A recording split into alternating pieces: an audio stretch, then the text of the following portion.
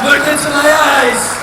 When you see me on a show, when you see these fans, you know you've got the best in the damn world. This is the Wrestling Matters podcast where we stand up for professional wrestling. Here we fucking go!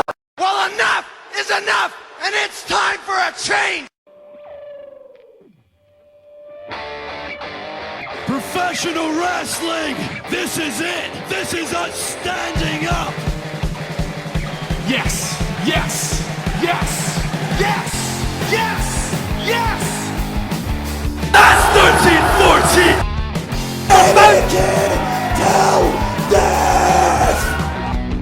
Dina, I am the best in the world. Cause that's the bottom line. Cause Stone Cold said so.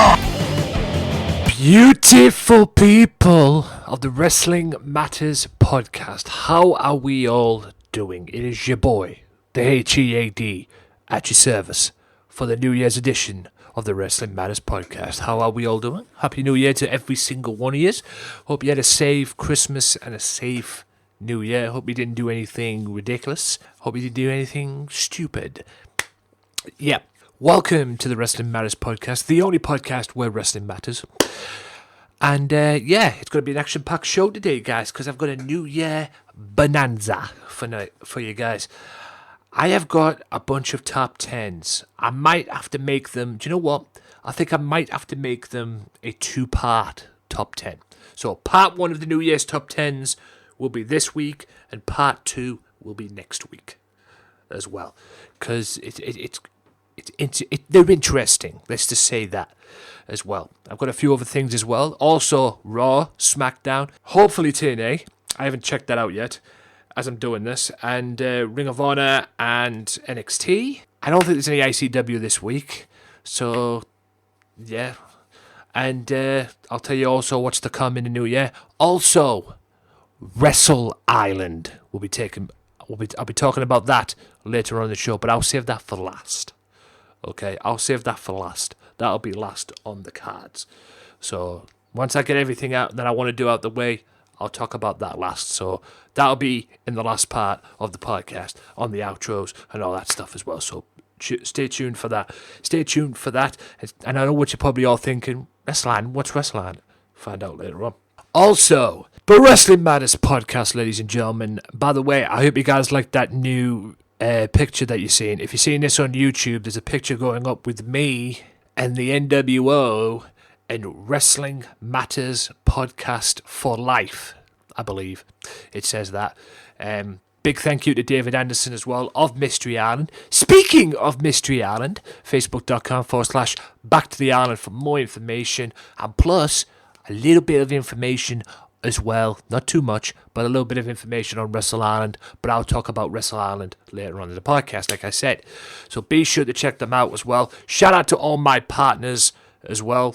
OSW TV, The Raging Falcon. Big shout out to Rick Dara. Happy New Year to you, sir, as well as you, Mr. Rodriguez. Hope everything is cool. Hope you're staying cool as well. Shout out to everybody at the Talk Brunch Radio, and I'm looking forward to working with you guys, especially you, Mr. Dara, in the new year. Hopefully we can do some good stuff, which I know we will, but hopefully time doesn't get in our way. Let's just say that. Also, you can listen to the Wrestling Matters podcast on the Swerve Talk Network, youtube.com/AJW Wrestling Matters, and SoundCloud, ladies and gentlemen, and also Radio Big World, which is on SoundCloud as well. I will drop all the links as best I can in the description below. If you're on SoundCloud, look it up. Radio Big World, look up their website. It is up there each and every week via SoundCloud. Be sure to check it out, the Wrestling Matters podcast, where wrestling matters. Also, Happy New Year to Daz, Happy New Year to Craig Phoenix, Kenny Killer, Offshoot Radio's team, and everybody else as well on the Swerve Talk Network as well. Hope you guys had a great New Year. And I hope you guys are looking forward to kicking some butt podcast style in 2017, because I know I am. I've got a lot of plans as well. Happy New Year to S&M Show Podcast. Also, big shout out to Ruthless Aggression Podcast. That's right, Mr. Burnham. The little Christmas episode that they did, that we recorded over the Christmas period with me and Mr. Mike Larkin, we actually did an extra show as well which is actually on their YouTube channel. And do you know what? I'll drop the link in the description below. You have to see it. It's actually great. It's talking about my wrestling appearance in the Billingham show that I did for EPW. It is absolutely phenomenal. It is, man. It's great. Absolutely great. And I had the opportunity to talk about my experience in that wrestling ring and my experience doing probably the most craziest angle I've ever done in my whole existence. But hey, like I said on the podcast, it was a crazy angle that I did. But the main thing is, and this is the main thing, guys, no matter what you do, as long as it works, who are you to complain? But like I said, go and check them out. Ruthless Aggression Podcast as well. I'm also looking forward to the Keita and Jay show because I'll be going on there very, very soon. Hopefully, Keita, if you listen to this, and Jay as well, if you listen to this as well, hopefully we can get you guys on the podcast as well. Both of you guys as well. And Mike, have a word with Nick as well. I want both you guys back on the podcast as well. I'm looking forward to the interviews as well. It is going to be a good year for the Wrestling Matters podcast. Where wrestling matters, of course. Now, I've got all the promotions out of the way. Stay tuned, ladies and gentlemen, for the Wrestle Island promotion, which I'll get to at the end of the podcast in the final part. That is the main event of this podcast, so stay tuned for that for more information. And for those of you that don't know, I'll give you a little quick hint. I believe Wrestle Island is the wrestling promotion from Mystery Island as well. But like I say, I'll talk about that more in the podcast. I came up this week, guys. We all watched Smackdown. We all watched Raw. And by the way, Smackdown just beat Raw in the ratings this week. They're beaten by 20 points in the ratings. Straight up. I saw it on an Instagram pic as well. They got 2.8, roughly 2.8 million views in the ratings as well. But they were just beaten. Smackdown just beat them by 20 points. It seems that Raw's doing good, or either Smackdown just pipped them to the post, because, well, there was nothing really exciting on Raw this week that I was aware. There was some good stuff. I'll give them that. There was some good stuff, some great stuff as well. Good stuff to watch for a 3-hour show. But SmackDown beat them in the ratings because they had about 3 title changes. And yes, ladies and gentlemen, we have new SmackDown Tag Team Champions. I'll get to that later. However, something was curious that got me this week. I really am shocked about this, quite frankly. But I'm not shocked in a way. JBL. It seems that he seems to be having a problem getting along with Mauro Ranallo, the new the supposed voice of SmackDown. I say that because it's pretty hard to be the voice of SmackDown where 2 seats next to you to your right, you've got Todd Phillips trying to steal the spotlight. Oh boy. But anyway, apparently somebody a troll as they call it, on Twitter said something about JBL and everything. He took a swipe at JBL, which is nothing new. JBL is that easy. But Ranallo retweeted the tweet that was sent, and JBL didn't take too kindly to it. So what did he do? He had a hissy fit. He blocked Ranallo. God's honest truth. He blocked him on Twitter this week. Yeah. It's like the stuff we have today when somebody's nasty to you, what do? You block them. But this kind of sounds like a childish, it's like a playground, right? But then again, you can't take anything that JBL does seriously. I'm sorry. You want to, but no. Just no. It doesn't work like that, man. It just doesn't work like that. But, it is what it is at the end of the day. I don't think Ronaldo's too compuzzled about it. But I find it simply shocking. Whether this is a storyline or something, or they're just messing about, because JBL's is probably the same with Cole as well, Michael Cole. But I just find it simple that how is this going to work? Maybe they are replacing Phillips with Ronaldo with Phillips on SmackDown. I don't know.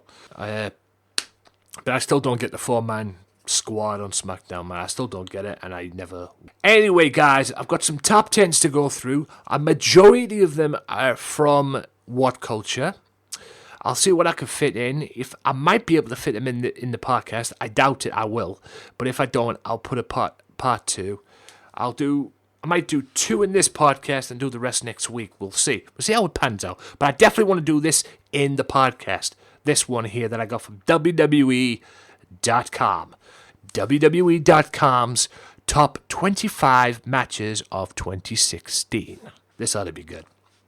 I've seen it. I've looked at it. It's hard not to disagree with most of it, actually. Number 25 is Triple H versus Dean Ambrose. The WWE Championship match at the Roadblock pay-per-view, which I believe was in February. And, yeah, it was alright. Actually, I don't think it was a pay-per-view. I think, if I'm not mistaken, it was on the network. It was just a network show, I believe. But anyway, it was before WrestleMania, when Triple H won the WWE title and was going to defend it against Roman Reigns at WrestleMania, but he had to go through Dean Ambrose first, which he did. So, you guys will probably have your opinion on that as well, but yeah, I liked it. I didn't have any problems with it. It was what it was, a title match, and yeah, you can't fault that at the end of the day. You can't fault that at the end of the day, man. But it was all the setup going into what happened at WrestleMania with Dean Ambrose, where they Triple H and Roman Reigns, which, ended up being the most boringest thing I have ever seen, quite frankly. It didn't work. The match just didn't work, quite frankly. It didn't work. Yeah. Anyway, number 24. Ladies and gentlemen, number 24 was... I agree with it being in this spot. It was the Team Raw, Team Smackdown from this year's Survivor Series. I agree with it being in this spot, but really, it was a good match. I can't argue with it. It was a good 5-on-5 traditional match, and I agree with it being in the spot that it's in. But maybe it was too early, too soon. I don't know. But yeah, I agree with this one. It's in the right position. It was a great match, great traditional match, and the Wyatts ended up getting the victory, which was tremendous, because it's about time they started getting wins, which they have been doing. Number 23 was a tag team match from Raw involving The New Day and Luke Gallows and Carl Anderson, which New Day won. 26th of September it was. It was a good match, from what I remember, but obviously Carl Anderson and thing didn't win, so... you say your piece about that. 22 was Dean Ambrose, Kevin Owens, Chris Jericho, Cesaro, Sami Zayn, Alberto Del Rio in a Money in the Bank ladder match at Money in the Bank, which I believe Dean Ambrose won. Dean Ambrose won, and then later on in the night, he ended up getting the title because he cashed it in on Seth Rollins, which was phenomenal. Absolutely phenomenal. Long overdue, but it was just great to see Dean Ambrose with the WWE Championship belt. Now, speaking of phenomenal, number 21 was Chris Jericho and AJ Styles from Fastlane. And yes, they did have Fastlane. Chris Jericho, AJ Styles from Fastlane, which was basically a setup for their match at WrestleMania, or what would be their setup match for the WrestleMania pay-per-view. I wasn't complaining. Both these matches, all three of the matches actually, the WrestleMania one, the Fastlane one, and the Raw one. I think they had a match on Raw as well.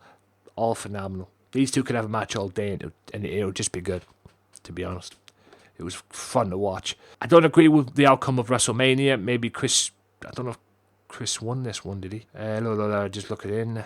I don't remember if Chris won that match. He won the WrestleMania match, but I don't remember him beating Jericho. I don't know, but he shouldn't have won. What I'm saying is he shouldn't have won the WrestleMania match. Asuka and Bayley for the women's title in NXT TakeOver in Brooklyn 2. Very much agree with this.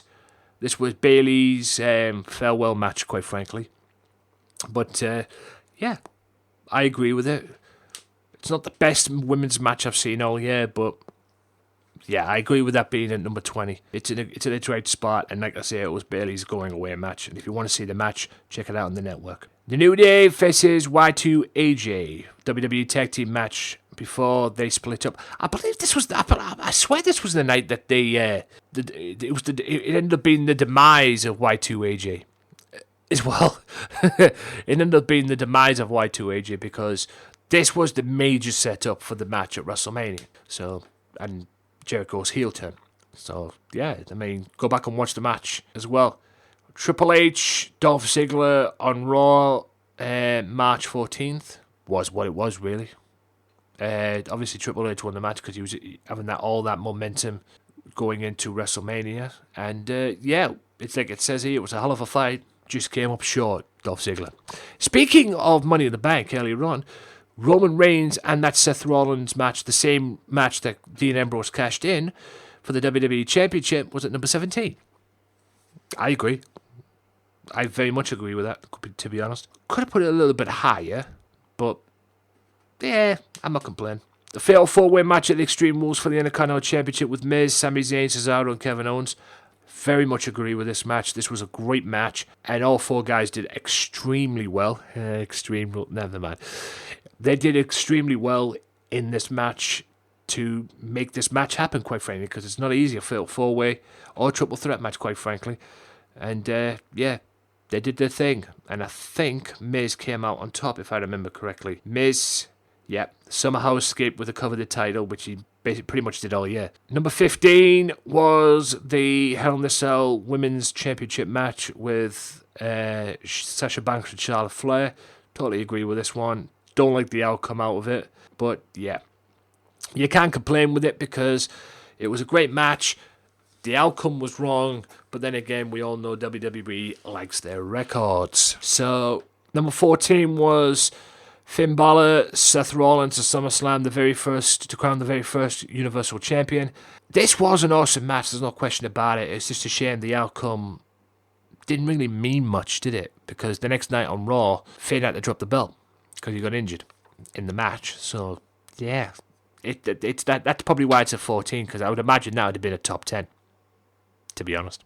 But then again, that's just my opinion. Number 13 was the Revival American Alpha for the NXT Tag Team Championships. The night American Alpha won the NXT titles. You could put a match, or make a tag match with the Revival and anybody. It'd steal the show. This one stole the show. The future matches with DIY stole the show. Unbelievable. You can't deny Roman Reigns. Because number 12 is Roman Reigns and AJ Styles at Extreme Rules for the WWE title. I'm not even going to lie. There was points in this match, if I remember correctly. There's a video on the YouTube channel, on my Wrestling Matters YouTube channel, where it almost got to the point where I was pulling for AJ because I thought they were going to pull the trigger on AJ. But they didn't. And then also that's the night Seth Rollins came back and I lose my complete gaga, if you will. Number 11 is Tommaso Ciampa, Johnny Gargano from Cruiserweight Classic. I don't even need to explain this one. August 3rd, Cruiserweight Classic. Go and watch it. Go and find it. And you'll understand why. It probably should be top 10, quite frankly. But we'll have to wait and see what happens next. And it was also the formation of DIY. Or the real formation of DIY. Because it took their friendship to a new level. The Miz and Dolph Ziggler, No Mercy. I would have replaced this match with the DIY match and put that in top 10, quite frankly. The Miz, Dolph Ziggler, title versus career. The reason why this is in the top 10 because this one brought the best out of Dolph Ziggler that we haven't seen in years, quite frankly, and it worked a treat for him. There's no question about that, and he won the Intercontinental Championship that night as well. So I can understand why it's in the top 10. Do I agree with it? Probably not, but I understand. John Cena and AJ Styles at number 9 from SummerSlam. Yeah, the match that basically in WWE, not that he was already on the map to begin with, but in WWE's world, put AJ on the map, quite frankly. And took him on that direction to the WWE Championship. And he proved to everybody that he deserved to be in the WWE. He didn't need to prove to me or anybody that's seen him wrestle prior to WWE. But he obviously came into WWE with something to prove, and he had to make a statement, and he did that by beating John Cena, and no better person to do it to. And he proved that time to many of his doubters in WWE that he was here to stay. It was an epic match. I would say that was better than a Money in the Bank match, quite frankly, but anyway. Triple threat match from WrestleMania 32, involving Charlotte, Sasha Banks, Becky Lynch. Triple threat match, WWE Women's title, the match that put the women on the map, quite frankly, and brought women's wrestling back to where it belongs. And also brought the Women's Championship back, too. Thank fuck for that. yeah, rest in peace, Divas title. You will be missed. Not. Kevin Owens, Seth Rollins, no disqualification, WWE Universal title match November 21st, which was phenomenal. And it was even more phenomenal when Seth Rollins did a dive off the balcony area, which was just wow. Yeah, go back and watch that match if you haven't seen it. It's on, like I said, it's on Raw. Go and find it.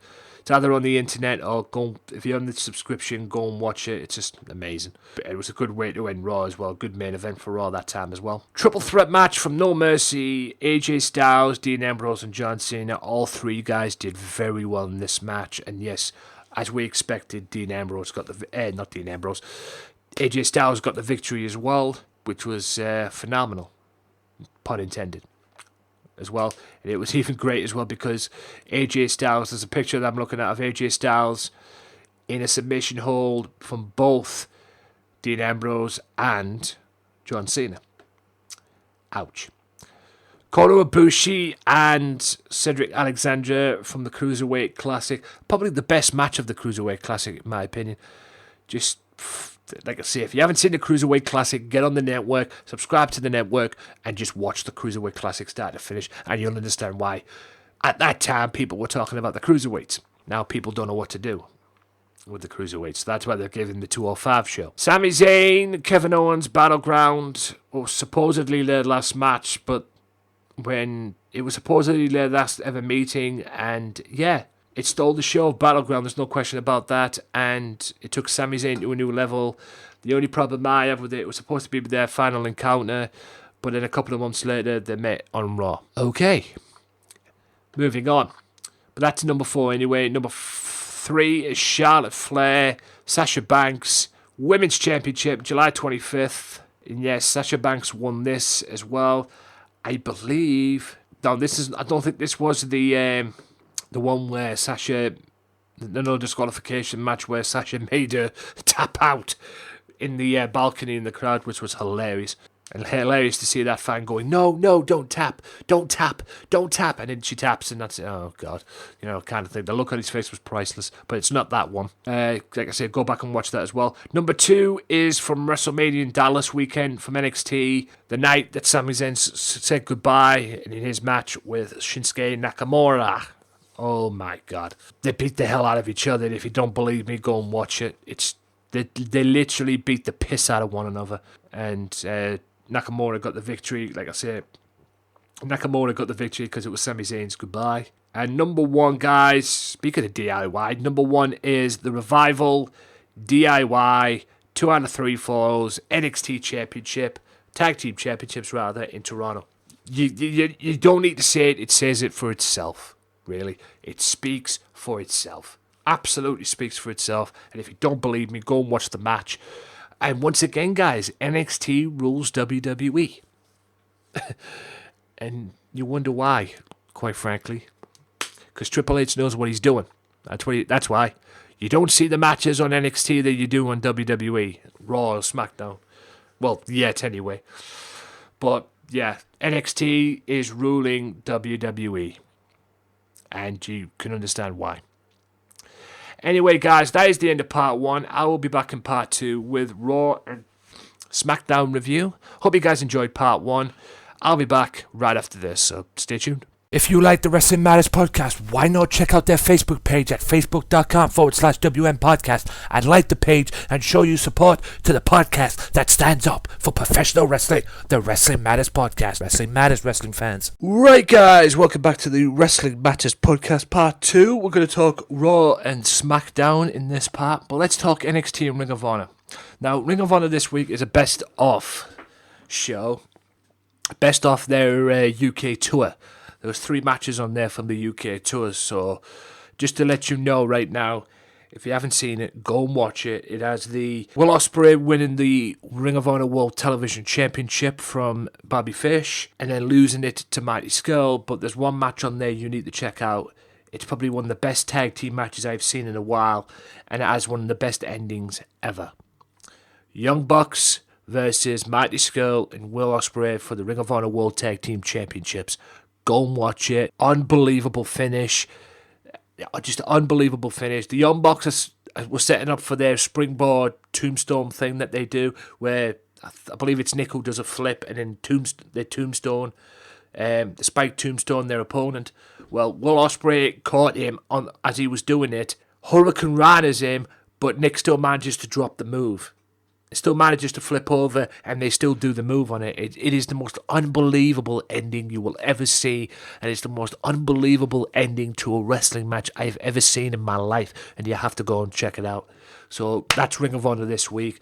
NXT was Lawson beats Wonnie Lawson beats Andre Almas. Billy Kay and Peyton Royce defeat Liv Morgan and Aaliyah. NXT Tag Team Champions DIY defeat Tozawa and Tajiri. Shinsuke Nakamura defeats Samoa Joe to win the NXT Championship. And Asuka beats Nia Jax to retain the women's title.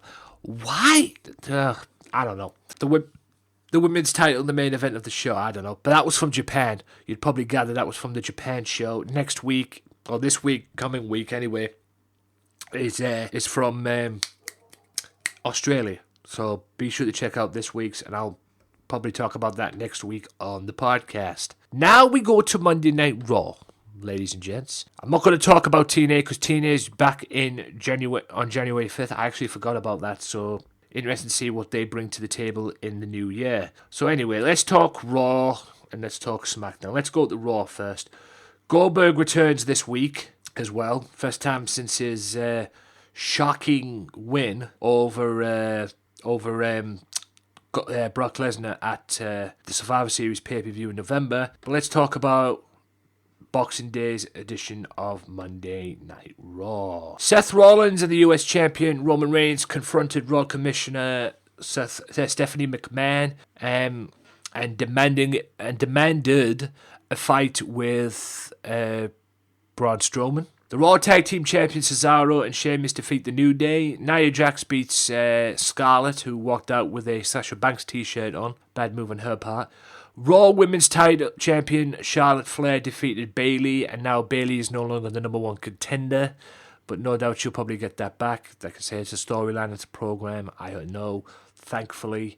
But what happened was wrong. Neville beats TJ Perkins. Rusev and Jinder Mahal attack Enzo and Big Cass. Seth Rollins and Braun Strowman ends in a no contest. Luke Gallows and Carl Anderson defeat the Golden Truth after Luke Gallows and Carl Anderson did something which was quite frankly disgusting. But I know it wasn't their fault because it was creative and Cody Rhodes had something to say about it. Bayley gives Dustin, Goldust, a teddy bear that looks in like a symbol of Dusty Rhodes, the American Dream, and then Luke Gallows comes up and rips the head off the bear, which was quite frankly disgusting.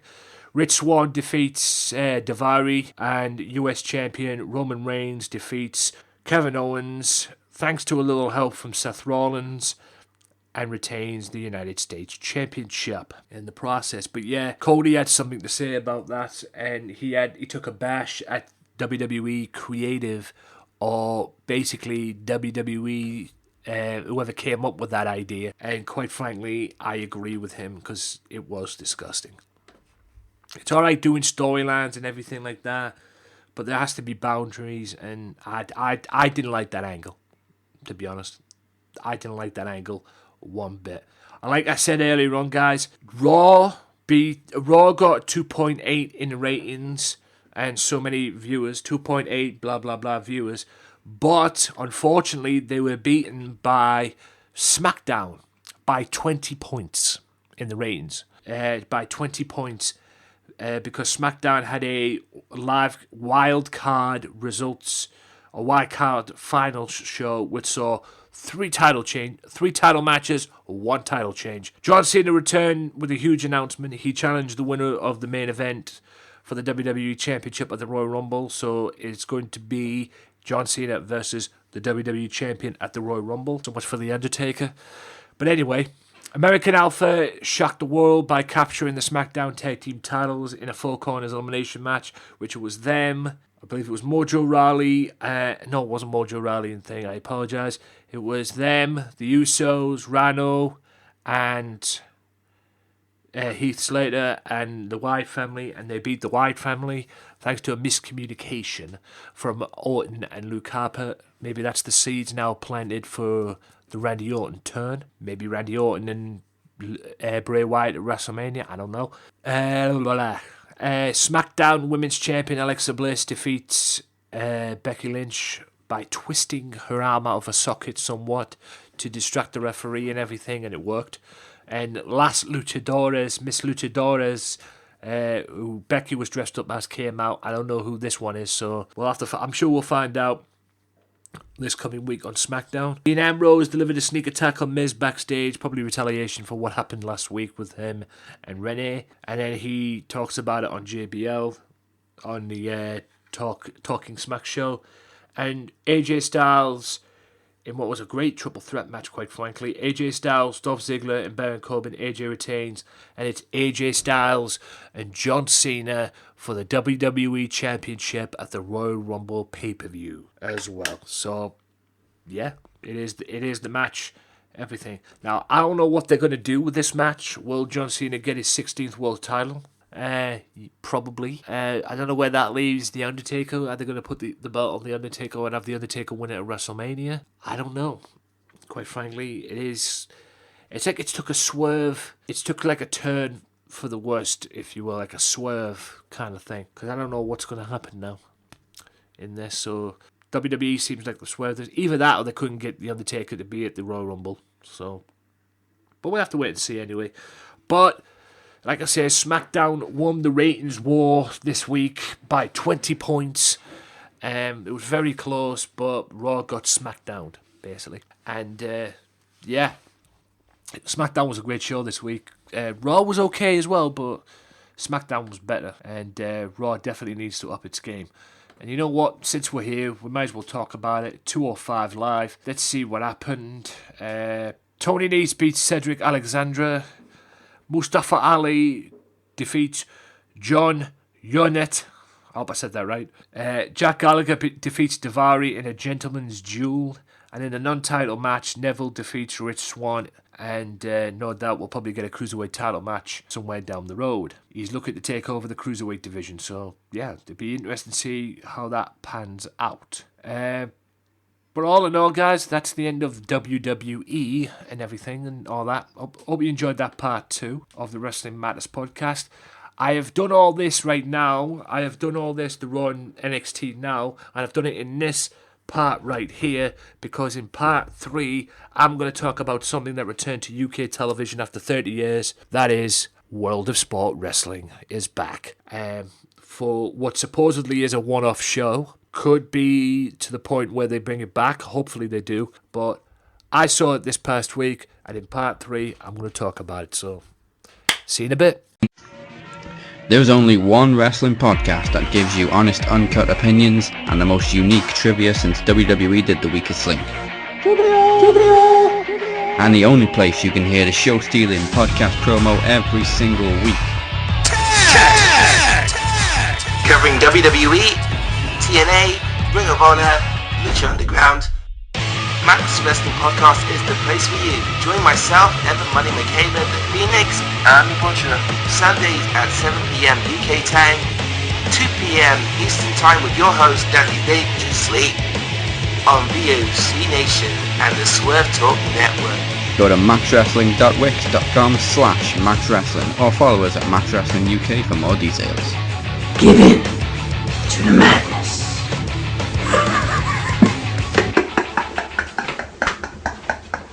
Be sure to check out the Wrestling Matters channel at www.youtube.com/AJW Wrestling Matters for my exclusive review series that I'm doing on WCPW, What Culture Pro Wrestling, brought to you by the good folks at whatculture.com. Each and every week, I'll be reviewing their shows, whether it's loaded or their big upcoming shows as well, each and every week on their YouTube channel. Be sure to check out the Wrestling Matters channel for review shows each and every week. You can also download them for free on SoundCloud. Wrestling Matters, wrestling fans. Welcome your lovely selves back to this part 3 of a New Year edition of the Wrestling Matters podcast. Hope you guys are well. Hope you guys are well in whatever you're doing. And yeah, Hope you guys enjoyed Raw Smackdown review in part 2, and I threw in NXT and Ring of Honor as well because there's no TNA until January 5th, so I would imagine I'll be talking about TNA next week on the podcast as well, so that will be then. And I forgot about it was January 5th as well. So they're probably getting new stuff as well. Same with Ring of Honor as well. I only mentioned about what they were having on their show on the Ring of Honor television because they're getting ready for a new era next year as well. Because let's face it, Kevin Kelly ain't got no Steve Corino, and there's no matchmaker anymore unless they've got a new one. But Nigel McGuinness is no longer in Ring of Honor as well. Unless they've worked a deal with him staying in Ring of Honor as well and him coming to WWE. I don't know if that's the case though, but we'll wait and see next year. But since there was nothing else, I managed to watch over the weekend, ladies and gentlemen, the return after 30 odd years of World of Sport. World of Sport Wrestling returned to the UK ITV at 5 o'clock UK time on Saturday night, New Year's Eve, and hey, wow. Now, this was announced first, and you don't know what's going to go down. Okay, you don't know what's going to go down. You don't know how this is going to pan out because they announced it, and they announced that JR was going to commentate, which he did, and so on and all that. You don't know how it's going to pan out. You don't know how it's going to pan out, and you're thinking to yourselves, could this be the best thing in the world? Could we be able to see this each and every week, or would we want to see this each and every week? Or could it be the biggest clusterfuck in the history of clusterfucks? I watched it. Dave Mastiff won the World of Sport Championship. Yeah, he won the World of Sport title, only to lose it to Grado after a battle royal that Grado eventually ended up winning. Basically, the show was built around Grado. That's putting it all, basically. Great matches on the card. Ligero beat Zach Gibson. The Coffees beat Ashton Smith and Rampage Brown after a miscommunication between Rampage and Ashton. And, yeah, it was just phenomenal stuff. Good stuff. A female match as well. Viper winning the first ever female match in World of Sport history, because there was never any females back in the day. And it was just good stuff, man. There was a general manager as well, a backstage reporter, the World of Sport arena as well. It was really good stuff, good to watch. I assumed it was going to be like the old days, but thankfully it wasn't. Yes, they had a World of Sport Championship. It was actually like a brand back in the day. You know, like a brand we see to this very day, like an ICW or a Progress Wrestling or even Raw and SmackDown and all that stuff. It was basically, there was no rounds like there was back in the day. I watched an episode of the old version back in the day, and I did not know what to do when I first saw it, basically. All I know is it was rubbish. Now, don't get me wrong. There was a few good things about it. You know, we got to see Chris Benoit, Dynamite Kid, Fit Finlay, William Regal, Stephen Regal, whatever the heck you want to call him. And even old Bulldog was there as well. Speaking of the British Bulldog, they had a mystery participant in the Battle Royal, which Grado won to get that rematch with Mastiff. Davey Boy Smith Jr. showed up, only to get eliminated though. But yeah, going back to what I was saying, it was back in the day, and there was rounds back in the day. You know, you'd have about 10 rounds, 2 falls, and stuff like that. I mean, rounds. It was like watching boxing. I mean, what is this? It's wrestling, man. I mean, the wrestling I've come to know and love right now is 2 guys get in the ring, whether it's a 60-minute time limit, a 30-minute time limit, a 20-minute time limit, just let them go out. There was no rounds. Thankfully, there wasn't any in this. But I think they're building a brand to bring on each and every week. Because like I said to my mum when I was talking about this as well, she used to watch the World of Sport back in the day. I think they all did. All the old people The old adults used to watch it back in the day. But the last time they tried this to bring something British, some sort of wrestling back to ITV. I mean, the last time they had this officially since World of Sport, the old WCW was on ITV. Yeah, well before Bischoff got out of it, back in the early 90s. You know, the old, I used to watch Sting, I used to watch Ric Flair, Art Anderson back in the day, and it was great. It was phenomenal. And WWE was on Channel 4 at one point in the 2000s era as well. But this is it's like the world of sport. It's like building the brand. So there's going to be ICW, there's going to be Progress Wrestling, PCW, WCPW, and even World of Sport, WOS as well. It could be in there as well. Well, Jim Ross be there each and every week. I thought him and Alex Shane did a good job. Thankfully, there was no Dave Bradshaw on there, for fuck's sake. I hate it. I hate him. I really hate that dude. I really do. Not good. Not a good dude. And not a good announcer. No wonder Raven put him in his place. Anyway, all in all, it was a good show. I enjoyed it. It was 2 hours. I've taped it. I'll probably rewatch it again. And it was good stuff. I enjoyed it. Would I want to see this each and every week? Why not? I've got no problems with it. It puts, British wrestling on television. It gives some of the established stars like an El Ligero, a Grado, a Rampage Brown and all that more exposure. Not that they need it, but, it gives them a bit more exposure, and yeah. All they're missing now is a tag team division. Because there was some good, they've got a couple of tag teams in there as well. I would imagine there'll be more to come. Should this be a series as well? And that, I would put it on each and every week. Have a break in between. Don't put it on like 24/7. Have a break in between. But, yeah, put it on. I'd be down for watching this each and every week. I'm all in. Count me in. I mean, at the end of the day, I know you're saying it's all you wrestling because you like wrestling. Tough shit. I love wrestling. Professional wrestling is what I grew up on, baby. But like I said, the last time they tried something like this, it turned into an episode of Gladiators, because I remember it was team captains D'Lo Brown and Joe Legend, and the whole thing was just diabolical. It was like Gladiators, basically. It really was. It was like Gladiators. 2 teams, captained by, like I say, D'Lo Brown and Joe Legend, just going at it, basically. It was just rubbish. Rubbish. And it lasted about 6 weeks, and then ITV took it off and put it on Sunday mornings. You suck when that happens. That's all I'm saying on that. It sucks when that happens. And plus, I met D'Lo Brown at the town hall, and I mentioned that to him, and you could tell by the look on his face he hated it. You can tell by the look on his face he hated it, and if I ever get D'Lo Brown on this podcast to do an interview, I will mention it again, and I will get to the bottom of that. Trust me. I will just shoot on it, please, because I want to know who came up with that idea and who came up with the whole concept of that, because whoever did wanted shooting. Seriously, wanted shooting. But all in all, guys, if I was going to rate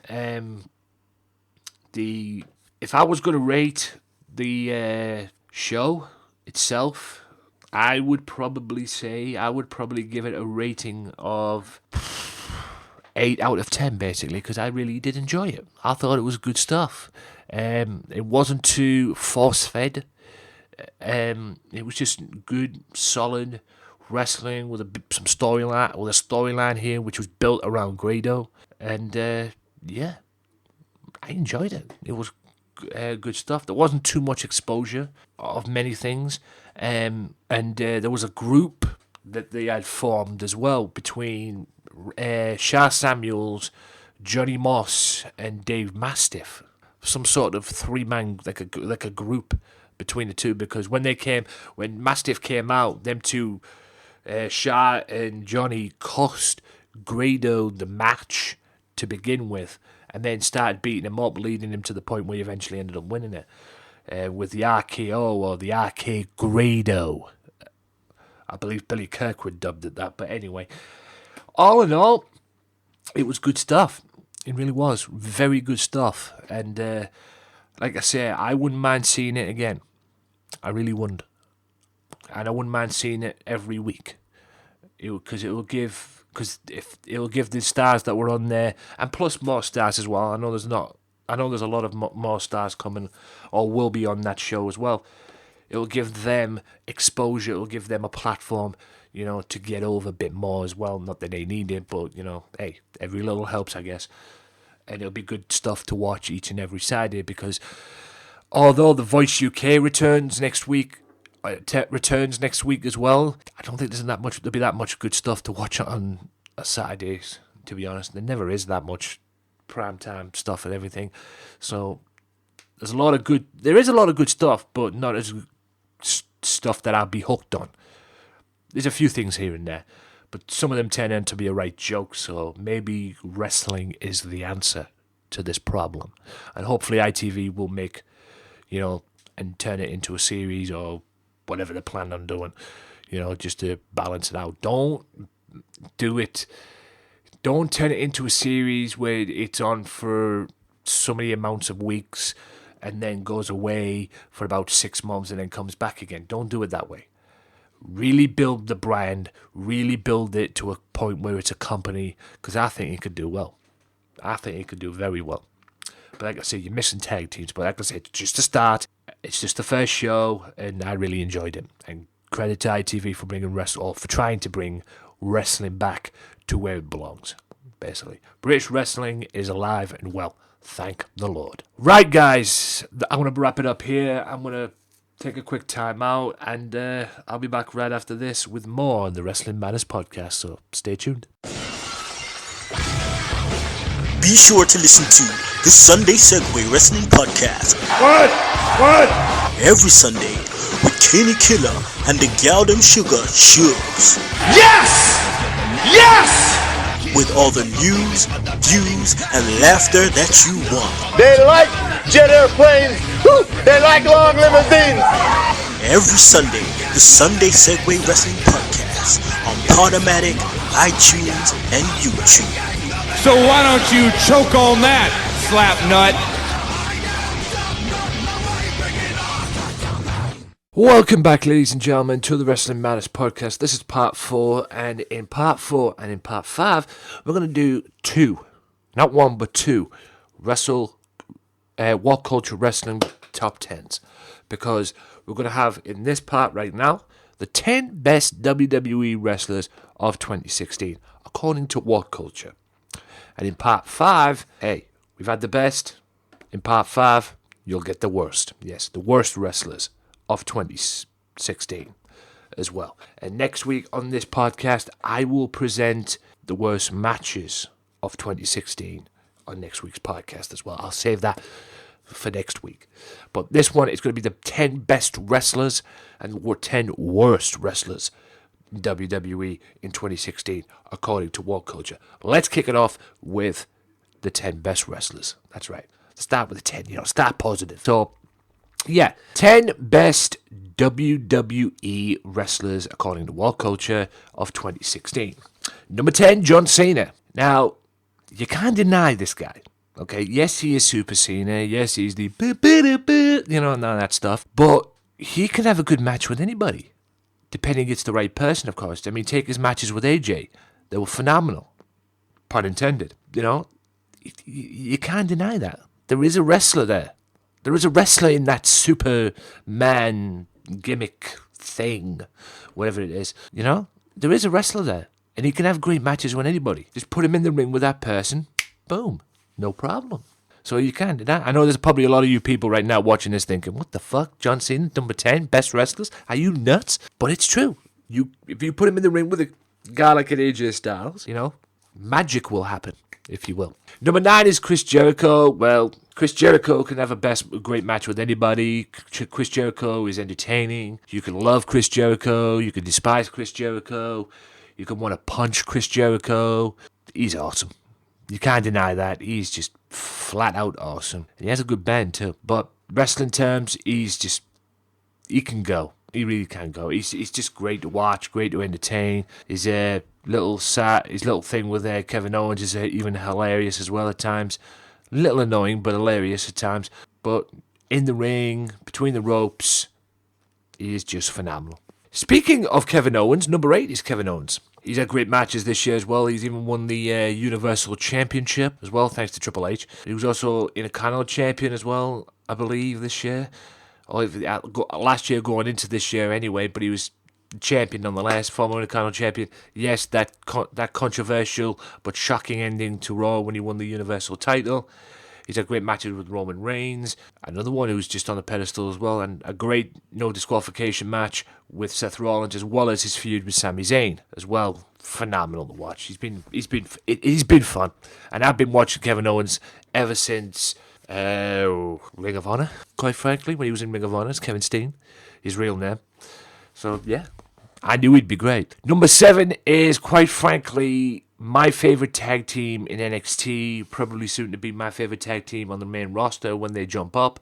If they jump up, and if Triple H will let them jump up, probably not, and I wouldn't blame him. It's the Revival. Quite frankly, I would have put these in the top 5, because these two are the best tag team going in WWE today, in my opinion. And not only that, they are my favourite tag team in NXT, and not only that, they are the modern day Brainbusters. It's the modern day Brainbusters. Brainbusters like they were years ago when they first came to WWE. You know, Anderson and Blanchard. Unbelievable tag team. These two are just phenomenal. I can't wait to see what they can do on the main roster. I just hope they don't get underused. If they do, it'll be a shame. But I doubt they will, and I hope not. But these two could rule the tag team scene, and I would look forward to seeing these two, the Revival, take on Gallows and Anderson. If Gallows and Anderson were put on a pedestal, that is, and not jobbers. But anyway, number 6 is The Miz. You can hate The Miz, you can love The Miz, you can do what you want with The Miz, yada, yada, yada. He's had a great year. You got to give him that. And he has been phenomenal in that one. He's carried the Intercontinental Championship on SmackDown. His great feud with back and forth arguments with Daniel Bryan as well, which probably in a way took Talking Smack to a new level. But yeah, I mean, that's what changed the course. That argument he had with Daniel Bryan on Talking Smack, that's what changed it, The Miz, because up until that point, Kinny put this better, he was a ball bag. He was, but he's done his thing, and he looks to be WWE champion. And like I've said many, many times, The Miz, can people take him seriously as WWE champion? I mean, they took him seriously back in the day when he was the WWE champion, but this time around, can they take him seriously? Be interested to find out. Will they allow him to be the Intercontinental champion and WWE champion at the same time? Probably not, but hey, it's WWE we're talking about, ladies and gentlemen. Number 5 is Sami Zayn. Great matches this year with Kevin Owens and that. I just wish he'd have went to SmackDown, quite frankly. I think he'd have been more better on SmackDown. But he's phenomenal, man. He just needs a better direction. That's all he's missing. That's all Sami's missing. It's just a better direction at the moment, because I don't think it's that much working out for him on Raw at the moment. I really don't. I mean, the only good thing he's done on Raw is his matches with Kevin Owens. This thing he's got going with Braun Strowman does not make any sense. But yeah, I mean, he needs a change. He needs a different direction. And I hope he gets it in 2017. The next one is Nakamura. Now, how can you not like this guy? The best wrestler. Quite frankly, I had to put him in the top 2. This guy is just phenomenal. The king of strong style. His matches with Austin Aries, Sami Zayn, Finn Balor, Samoa Joe. Can this guy do any wrong? Seriously? Can this guy do any wrong? He can't. Everything he's touching is turning to gold. He's about to probably start a program with Bobby Roode, because that'll be his next opponent now, going into NXT, because you know he's now the NXT champion again, 2-time NXT champion, and he'll probably have a match with what I call it down the road, Bobby Roode. So we'll have to wait and see how that will pan out, but I would imagine he'll still be the champion. Will we see Nakamura and Lesnar go at it this year, if he ever gets up to the main roster, which I know he will? It's just a matter of time before Nakamura gets up to the main roster, but will that happen? We'll have to wait and see. Next is DIY, which is Tommaso Ciampa and Johnny Gargano, who are the NXT champions as well. Who have been NXT champions, probably the current NXT champions at the moment. But yeah, these two beat the crap out of each other on on Cruiserweight Classics. And then they won the tag belts in Toronto, in the Toronto NXT TakeOver, and have been on top ever since. And had a great feud with the Revival over the belts as well. What's next for this team? Would I put them in front of the Revival? Yeah, I probably would have done. You know, it's a balance, I suppose. It's a balance. But either way, both teams, Revival and DIY this year, have been phenomenal. They really have. And you can't deny this female's the next one, which is, I believe, is number 2 in the charts. I've lost count. And it's Charlotte. You can't deny it. She's been great in what she's done. You cannot deny that. Questionable things here and there, but she's made history this year. She's a part of the first female main event on Raw in God knows how long. She's part of the first ever female Hell in a Cell match. Well, she's done the business, man. You can't deny it. But what I've disagreed with is her status and what she did to Ric Flair. Basically, that's what I disagree with. But anyway, that's a different story. That's a story for another day. Now, number 1 is phenomenal. It's the man. It's AJ Styles. Nobody, and I repeat, nobody has had a better year in WWE or better first year in WWE than AJ Styles. The guy debuts at the Royal Rumble. He beats John Cena at SummerSlam cleanly, and he ends the year as WWE Champion. You do not get any better than that. And like I've said many, many times, he had to prove himself. He probably had to prove himself in WWE. He didn't have to prove any himself to me as a fan, because I already know what he can do, watching him in like other companies like Japan and TNA and that. He is phenomenal. And he proved it this year. And he proved it in WWE this year, big time. And you know what? Fair play to him. Will he be the champion after Royal Rumble? Probably not. I don't know. That's just my assumption on that. But, yeah, you know, God bless. You know, AJ Styles, the best wrestler of 2016. And I definitely agree with that, because, like I said, nobody, and I repeat, nobody's had a better year than AJ Styles. Bottom line. Right, guys, that is the end of this part 4. I'll be back in part 5 with the worst wrestlers of 2016 in WWE, according to What Culture. So, I'll see you in a bit. If you like the Wrestling Matters Podcast, why not follow the Wrestling Matters Podcast now on Twitter at WM Podcast for all professional wrestling news. Wrestling Matters, wrestling fans. Welcome back to part 5, ladies and gentlemen, of the Wrestling Matters Podcast. And yes, it is time. We had the best in the previous part. Now it's time for the worst. That's right, the worst wrestlers in 2016 in WWE, according to What Culture. That's right, according to What Culture. We always have the best. We have to top it off with the worst. Here it is. 10 worst WWE wrestlers of 2016. Number 10 is Kalisto. No, I don't know about this one. He has had the worst promos in history. He's had one of the worst promos in history. But he's been US champion. He's had a good year. I don't know if I'd say it's the worst year, but he's had a good year. But yeah, I mean, he has been jobbing out lately as well, so I can understand why they put him in there as well. But like I said, definitely he had one of the worst promos in the history when he got drafted to SmackDown. But yeah.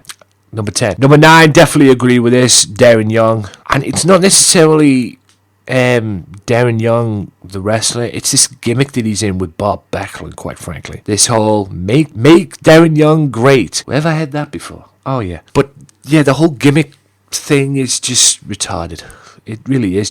It's just diabolical. And there was this match they had Darren Young with The Miz and everything, which ended in a no contest, which ended in a clusterfuck with, I don't know what the hell Bob Backlund was doing, but yeah, it hasn't been a good year for Darren Young. Number 8 is Mojo Rawley. This guy might be annoying.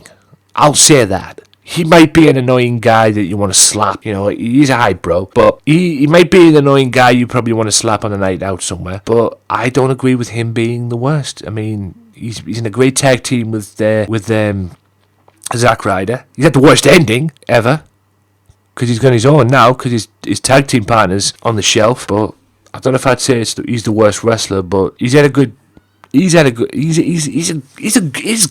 he's good. He can be annoying, but he is good, and he's definitely better as a tag team with Zack Ryder. So I don't know what the hell he's going to be doing when Zack's out. Maybe he'll go back to NXT and sharpen up a little bit. But anyway, next is the Shining Stars. These two, I had high hopes for these guys coming back because they were Los Matadores, and they were Los Matadores. First, they were Primo and Epico, then they changed to Los Matadores, and then they went back to their normal selves as well as the Shining Stars, and I thought these two were going to be good. They sucked, man. They're the job team, as I call them, and it's a shame because they are a great tag team, just not in the eyes of WWE, I suppose. Next is Kurt Hawkins. I think this guy's had a waste of time coming back, quite frankly. I really do. All this facts, vignettes that he's been doing and everything, it's all been a waste of time to me.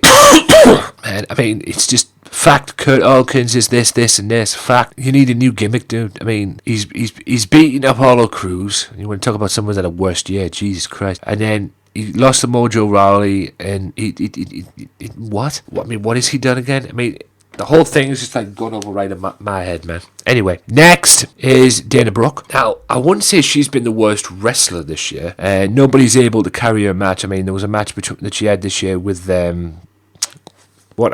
with Bayley, which sucked. But I think the problem with Dana is she's been brought up to the roster too quick. And the only reason she's done that is because her former tag team partner, I guess you can now say, Emma, got put on the shelf. That's why they brought her up. Because they're looking for something for her to do. She's got into the role of Braun Strowman before they decided to build him up the way they've done. So, yeah, it hasn't been a good year for Dana Brooke, in my opinion. Titus O'Neil is next. Titus Brand, you know, the kiss on the lips to his son, and then the beat down from Rusev, probably his punishment for what he did to Vince McMahon this year. And then this Titus Brand gimmick is just whatever. Yeah, he hasn't had a good year at all. I don't know where he's going. I don't know what direction he's going, but whatever it is, if he wants to stay in the company, he needs to change it because he'll probably end up on the shelf. Next, what a surprise! Eva Marie's in the countdown as well. No surprises there. Probably the worst diva or the worst women's wrestler in the company today. She needs to improve, and big time. I mean, you'd think with her being trained by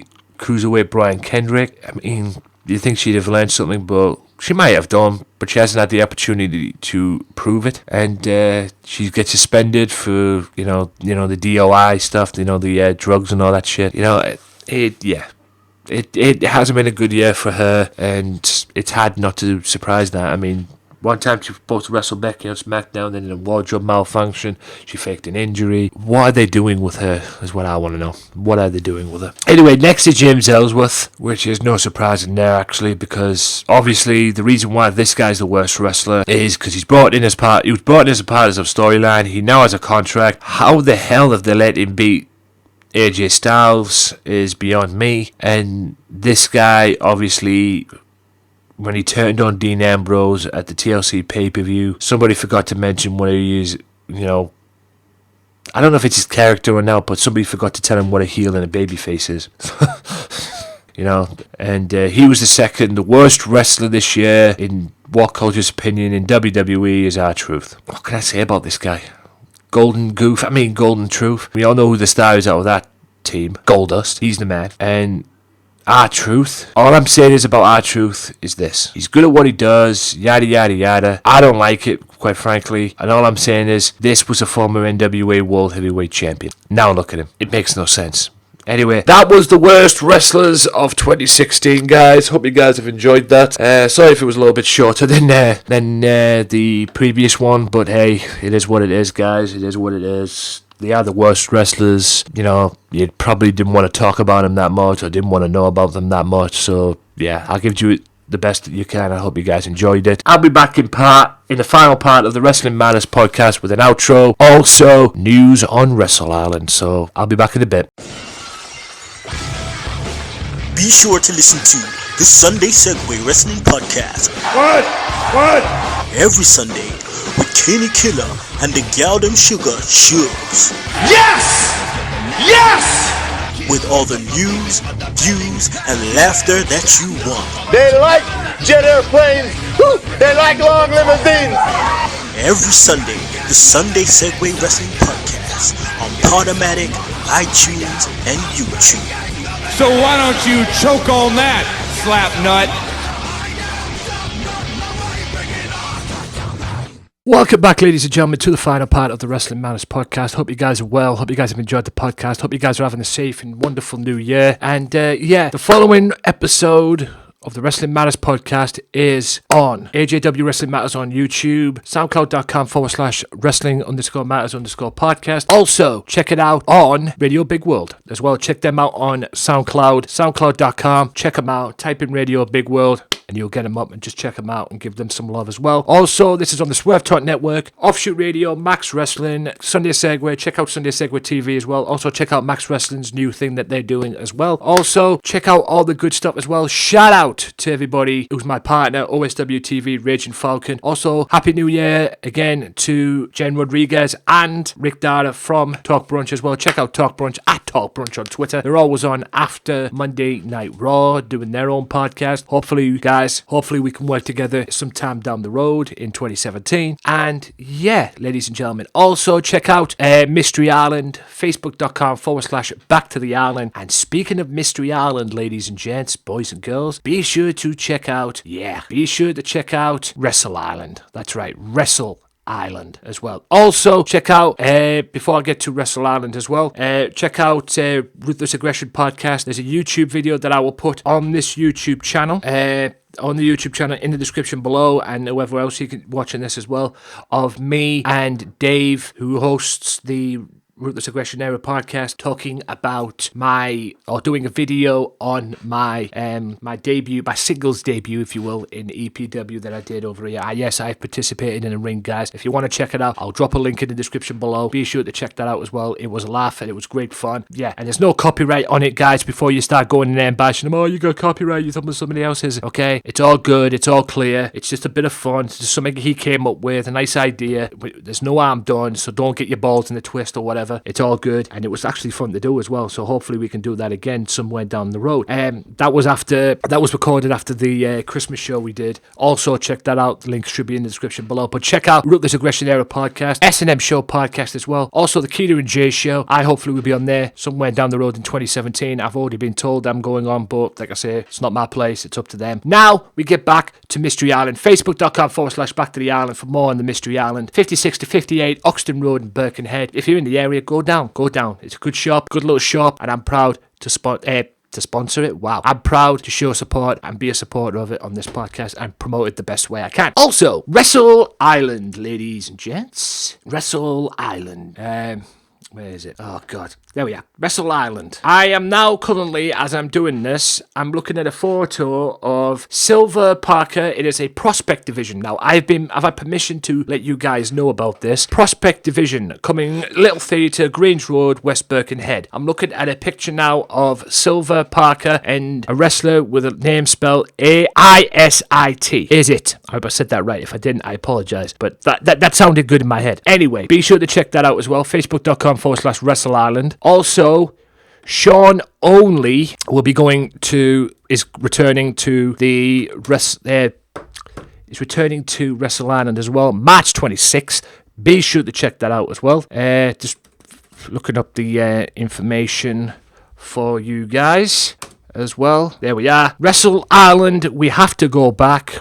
March 26th, Little Theatre, Grange Road, Birkenhead, West Birkenhead, Grange Road West, CH414BY, Birkenhead, United Kingdom. Show starts at 3 o'clock on the afternoon and finishes at 7 o'clock. And yeah, if you're in the area, guys, get yourself over there. I wish I could go there, but I'm more than likely going to be working that day.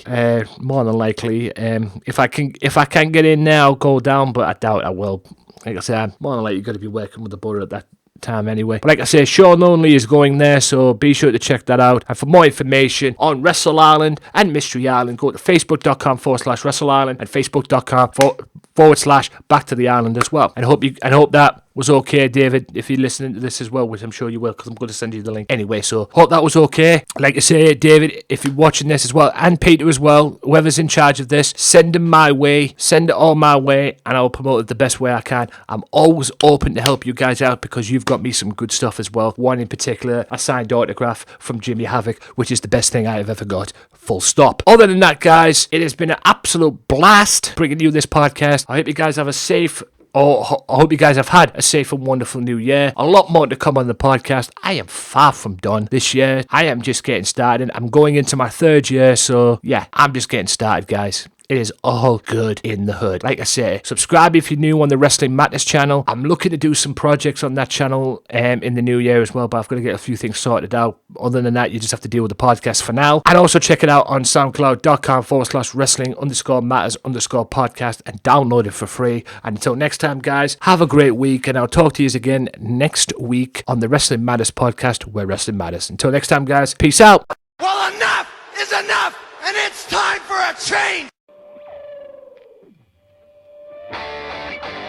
Professional wrestling, this is it. This is us standing up. Yes, yes, yes, yes, yes, yes. That's 13-14.